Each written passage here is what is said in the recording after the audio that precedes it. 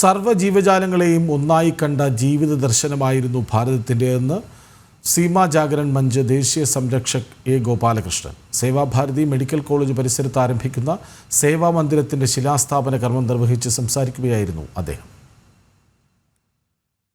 Kozhikode medical കോളേജിലെത്തുന്ന നിർധരായ രോഗികൾക്ക് താമസവും ഭക്ഷണവും അടക്കമുള്ള സൗകര്യങ്ങൾ നൽകുന്നതിന് വേണ്ടിയാണ് കോഴിക്കോട് ചേവായൂർ സേവാഭാരതിയുടെ നേതൃത്വത്തിൽ സേവാ മന്ദിരത്തിന് തുടക്കം കുറിച്ചത്.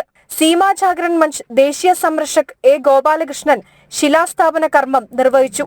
ജഡാവസ്ഥയിൽ നിന്ന് ചൈതന്യപൂർണമായ ജീവിതത്തിലേക്ക് ഭാരതീയ ജനജീവിതത്തെ നയിക്കാനുള്ള പ്രവർത്തനമാണ് RSS ഏറ്റെടുത്തതെന്നും സേവാഭാരതി അതിന്റെ ഭാഗമാണെന്നും അത്ഭുതാവഹമായ സ്വീകാര്യതയാണ് സേവാഭാരതിക്ക് ലഭിക്കുന്നതെന്നും അദ്ദേഹം പറഞ്ഞു. ഇന്ന് അത്ഭുതാവഹമായ ഒരു അംഗീകാരമാണ് സേവാഭാരതിക്ക് സമാജത്തിൽ നിന്ന് കിട്ടുന്നത്. അതിന് രണ്ട് കാരണങ്ങൾ. ഒന്ന്,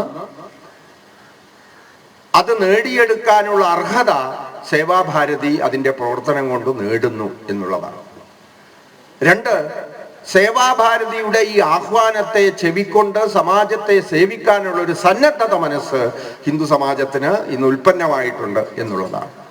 ഈ രണ്ട് പ്രവാഹങ്ങളുടെ സാമഞ്ജസ്യമായ സമ്മേളനമാണ് കേരള വ്യാപകമായി ഇന്ന് അനവധി സേവാ പ്രവർത്തനങ്ങൾ വളർന്നു വന്നിട്ടുള്ളത്. ഇന്ന് 3 നിലയിലായി അത്യാധുനിക സൗകര്യങ്ങളുള്ള കെട്ടിടമാണ് പണിയുന്നത്. കെട്ടിടത്തിന്റെ നിർമ്മാണം പൂർത്തിയാകുന്നതോടെ ആശുപത്രിയിലെത്തുന്ന നിർധരായ രോഗികൾക്ക് അതൊരു തണലും ആശ്വാസവുമാകും. ജനം, കോഴിക്കോട്.